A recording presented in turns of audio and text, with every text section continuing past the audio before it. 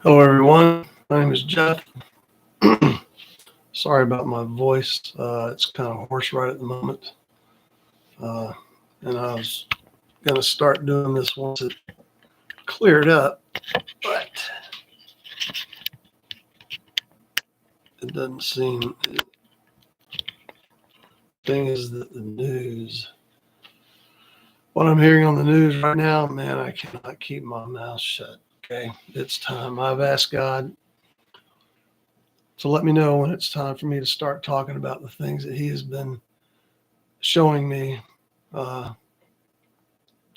since really 1988. Of course, he started showing me. He showed me.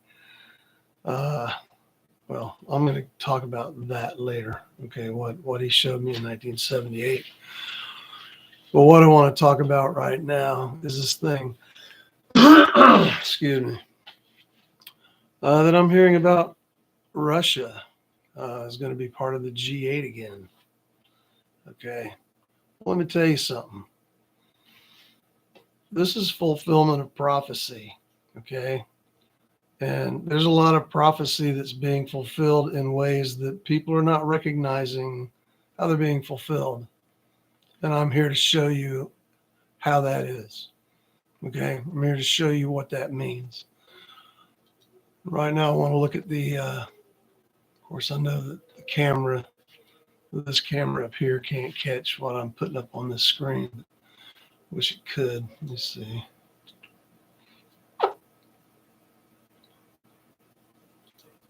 That is. Anyway, all right. Well, I'm going to read this scripture here.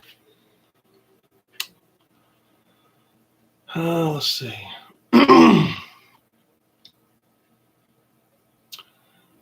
This is in Revelation 17, okay? And this is talking about, it's talking about the seven-headed beast, okay? But this is the one in Revelation 17. There's one in Revelation 13, but that one is showing something different. This one is showing how the seven heads represent all the continents of the earth, okay? And here's the mind which has wisdom. Seven heads are seven mountains on which the woman sits, okay? And I know that people are saying that is the Catholic Church, okay? If that's the Catholic Church, what are you afraid of? You know, because you read further down in this chapter here that I'm looking at, the woman gets the 10 horns are going to eat her flesh and burn her with fire. Okay, so if that's the Catholic Church, then the Catholic Church is going to be destroyed. But you know what? I don't see that happening. That's not going to happen. And that scripture, that prophecy means something else. It's that one is something else. It's not the Catholic Church. But here we go with this. And there are seven, and this is in verse 10, okay, starting at verse 10. And there are seven kings, 5 are fallen, and one is, and the other is not yet come. And when he comes, he must continue a short space. Let me tell you something. This prophecy fulfilled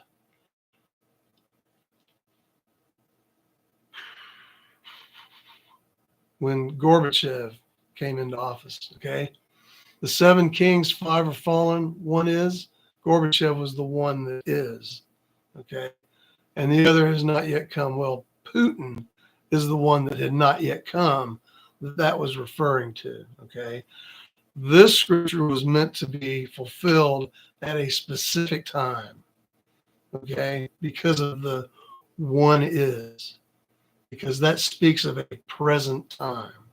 Well, that present time happened back in the late 80s and 90s when Gorbachev became president of the USSR at first, and then Russia, when USSR folded, and then Russia came back.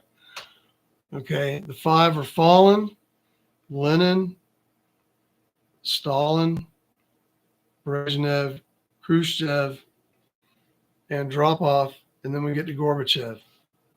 Now if you look at the list of leaders in there, okay, on Wikipedia, okay, if you look at the list of leaders there, you're going to find that there are other leaders listed too, but they were parts of a three-headed Politburo thing, okay, which I think John didn't see them because he was looking at individual leaders, just one person leaders. And the five that had fallen before Gorbachev came around. And then the one that had not yet come is Putin. And when he comes, he must continue a short time. And the beast that was and is not, even he is the eighth and is of the seven and goes into perdition. This is talking about Russia becoming part of the G-8. He is the eighth, okay? Can you see it? Do you see it? Because it's there. This is the truth revealed, my friends, okay? And once you see it, you can't unsee it. I'm serious. This is about Russia. And the beast that was and is not, even he is the eighth, okay? And is of the seven and goes into perdition. Because let's call him the G8. They're calling this the beast too, the seven-headed, the seven kings. That's a beast too. And the 10 horns which you saw are 10 kings which have received no kingdom as yet, but receive power as kings 1 hour with the beast. Now, I don't know. I want to think that this is the 10-nation European Union, but they already have power with the beast. They received power as kings 1 hour with the beast. Okay. They have received no kingdom as yet. There are 10 nations that are going to come up out of who knows where, but they're going to become wealthy nations. I don't know, maybe Dubai is one of them. I don't know. I'd have to look at that. Anyway, the Lord hasn't really had me paying any attention to that yet. Okay. Says, these have one mind and shall give their power and strength unto the beast. These shall make war with the Lamb, and the Lamb shall overcome them, for he is Lord of lords and King of kings, and they that are with him are called and chosen and faithful. And he says unto me, the waters which you saw where the horse sits are peoples and multitudes and nations and tongues. What's the one thing that peoples, multitudes, nations, and tongues have in common? Okay. Remember, we're talking about this seven-headed beast represents all the continents of the planet. Okay. Well, let me tell you something. Every single one of these countries on these continents has a money system. Now, I got to get into commenting about some videos that I've been seeing because, man, it's like people just sort of dance around this issue, but nobody ever really goes at it. They don't understand why they're saying what. I don't think they understand why they're saying what they're saying. So I'll tell you what I'm going to do. I'm going to go back to the top of Revelation 17. Excuse me, I got a little drink here.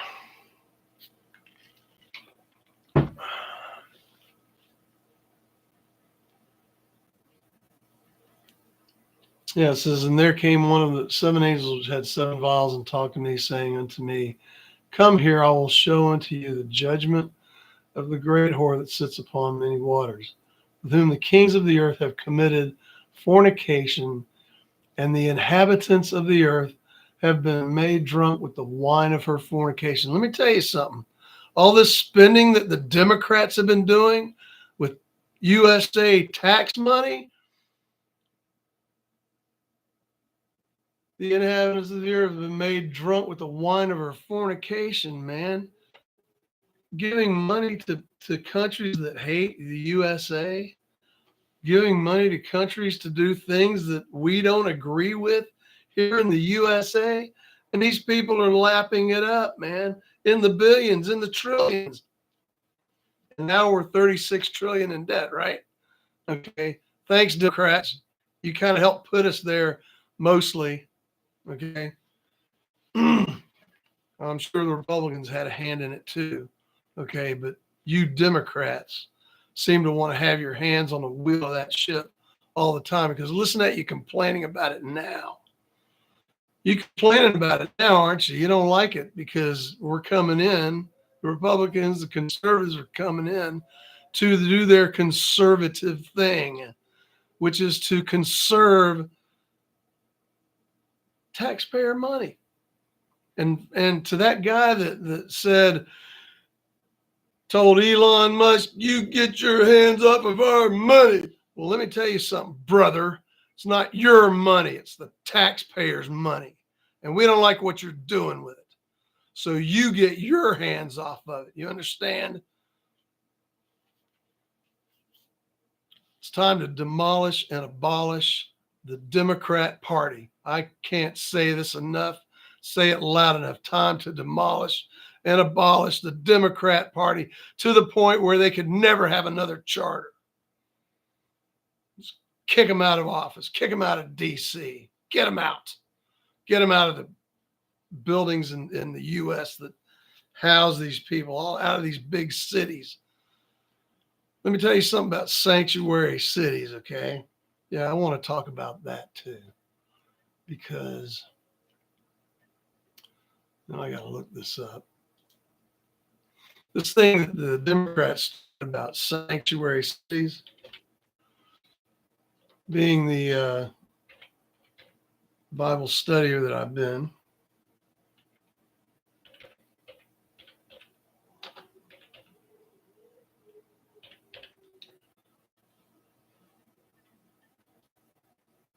I read up about sanctuary cities years ago. I came across that in, let's see, no, I thought it was, where was it? No, it's the book order. Let's see. Bear with me. I'm trying to find these scriptures here.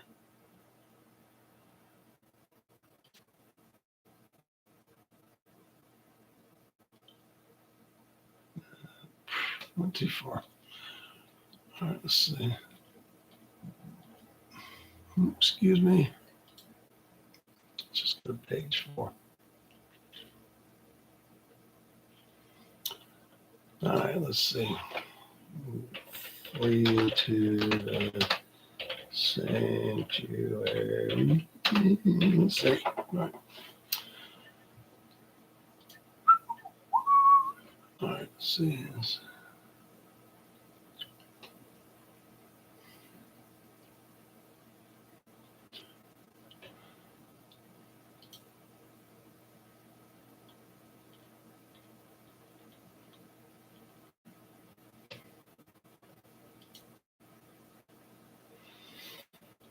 Well, anyway, in the Bible, it talks about sanctuary cities, and it says in there that if an Israelite accidentally kills someone, then they are allowed to flee to the sanctuary city, but they must remain in the city, because if they walk out of the city, they're taking their life into their own hands, because then, what's he called? The oh shoot. Sorry. I really should study this stuff before I get on here and do this. There's a word I'm looking for the guy that would kill this person who, but I don't think anybody's really with me, right? Slow connection. Okay. Only me. No. All right, well.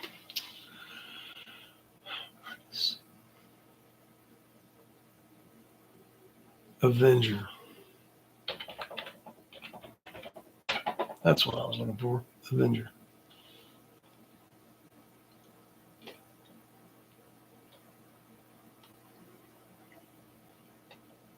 Okay, here it is. Numbers 35. Okay, let's do the whole chapter. Okay.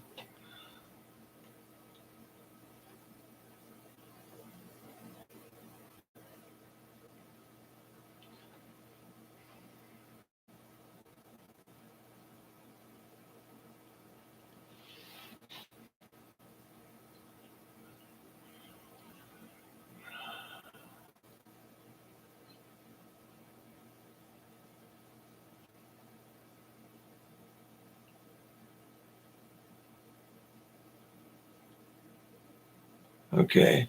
Starting, let's see, we're in Numbers 35, starting at verse 9. Interesting, this starts at verse 9 too. Speaking to the children of Israel and saying to them, when you be come over Jordan into the land of Canaan, then you shall appoint your cities to be cities of refuge for you, that the slayer may flee there, which kills any person at unawares. And they shall be unto you cities for refuge from the avenger, that the manslayer die not, until he stand before the congregation in judgment. And of these cities which ye shall give, 6 cities shall you have for refuge.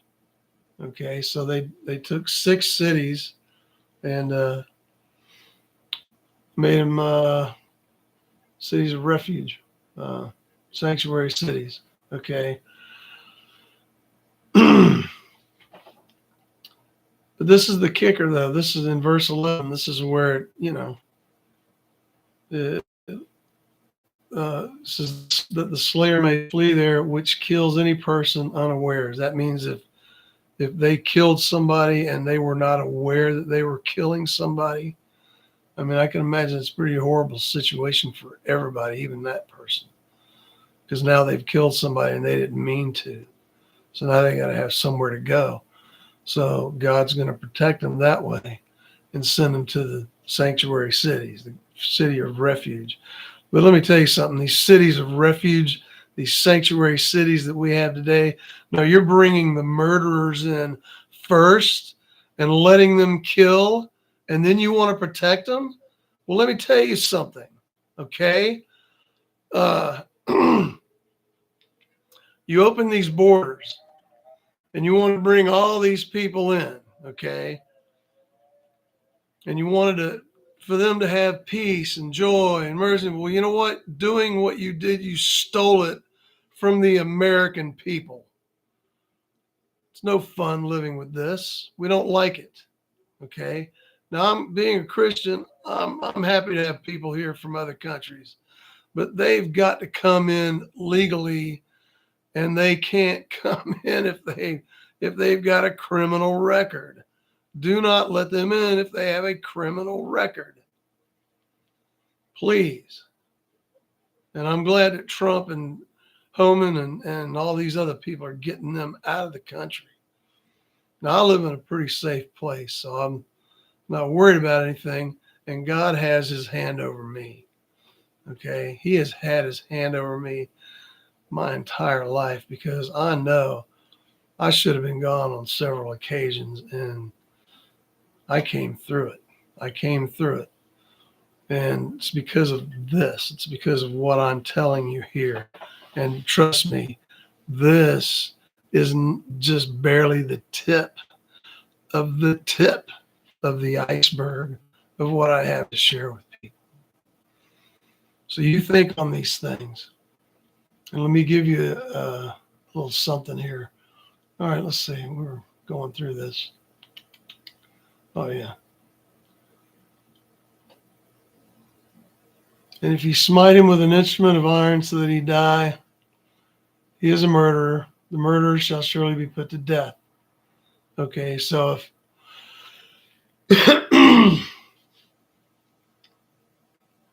see, these 6 cities shall be a refuge both for the children of Israel and for the stranger and for the sojourner among them,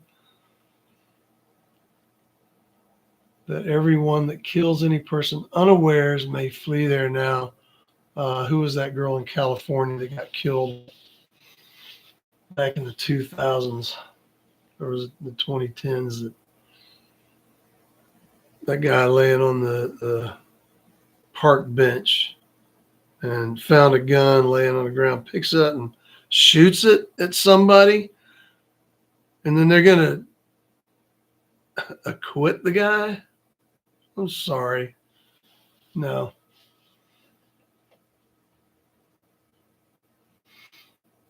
Or if he smite him with a hand weapon of wood, whether wherewith he may die or he die, and he die, he is a murderer.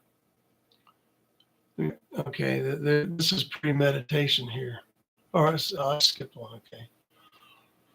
If you smite him with throwing a stone, wherewith he may die, and he die, he is a murderer. Murderer shall surely be put to death. Or if he smite him with a hand weapon of wood, wherewith he may die, and he die, he is a murderer. The murderer shall surely be put to death. The revenger of blood himself shall slay the murderer. When he meets him, he shall slay him. No questions asked, and no remorse for it, because this person apparently didn't deserve to live. Okay. But if he thrust him of hatred or hurl at him by laying of weight that he die, or in enmity smite him with his hand that he die, he that smote him shall surely be put to death, for he is a murderer. The revenger of blood shall slay the murderer when he meets him. But if he thrust him suddenly without enmity, or have cast upon him anything without laying of weight, or with any stone wherewith the man may die, seeing him not, and cast it upon him that he die, and was not his enemy, neither sought him harm, then the congregation shall judge between the slayer and the revenger of blood according to these judgments. And the congregation shall deliver the slayer out of the hand of the revenger of blood, and the congregation shall restore him to the city of his refuge, wherewith he was fled, and he shall abide in it unto the death of the high priest, which was anointed with the holy oil. But if the slayer shall at any time come without the border of the city of his refuge, wherewith he was fled, and the avenger of blood find him without the borders of the city of his refuge, and the revenger of blood kill the slayer, he shall not be guilty of blood. Okay, so this guy who killed by accident didn't mean to. The guy was his friend, or somebody that maybe he didn't know him, but didn't mean to hurt him. Just he can flee to that sanctuary city. But we know these people that have been coming in from Argentina and South America and China and the Middle East, claiming, I need refuge. No, you don't. You want to come over here and cause mayhem. You want to cut our throats is what you want to do. Yeah, there's a time that the Christians are going to be beheaded for believing in Jesus and refusing the mark of the beast, which are you ready? I'm not ready to teach on this because I don't think y'all are ready. I think I'm going to have to do some preliminary teaching to get you ready for this, okay? Because it's going to blow you away. You're going to think, how in the world did I have this all this time and not know this? But all the proof is there. All the evidence is there. You cannot deny the evidence. But I'm going to show you that in the next episode, I believe. So,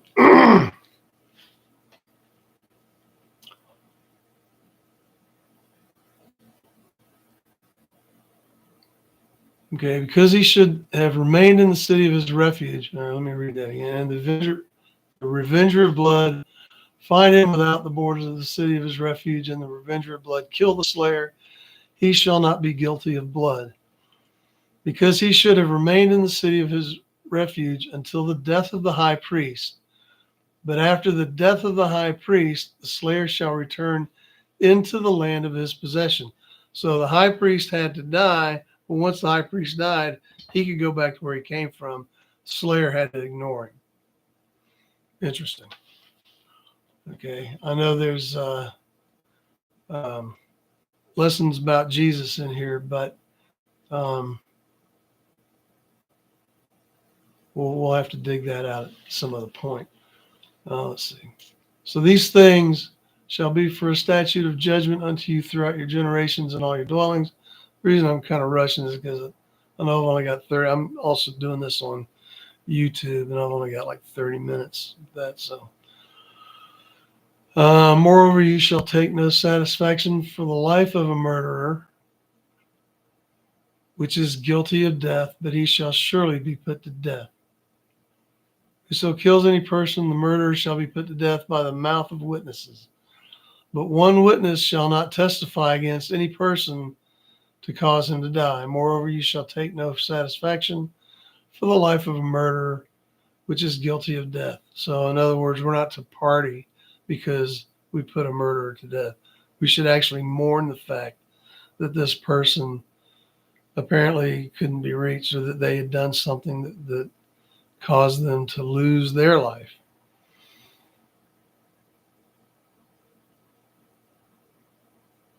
And you shall take no satisfaction for him that is fled to the city of his refuge, that he should come again to dwell in the land until the death of the priest. So, I wonder how many people got enticed to go back to their land of possession before the high priest died because they missed their family. So you shall not pollute the land wherein you are, for blood it defiles the land, and the land cannot be cleansed of the blood that is shed therein, but by the blood of him that shed it. Let's read that again. So you shall not pollute the land wherein you are, for blood it defiles the land, and the land cannot be cleansed of the blood that is shed therein, but by the blood of him that shed it. Defile not therefore the land which you shall inhabit, wherein I dwell, for I, the Lord, dwell among the children of Israel.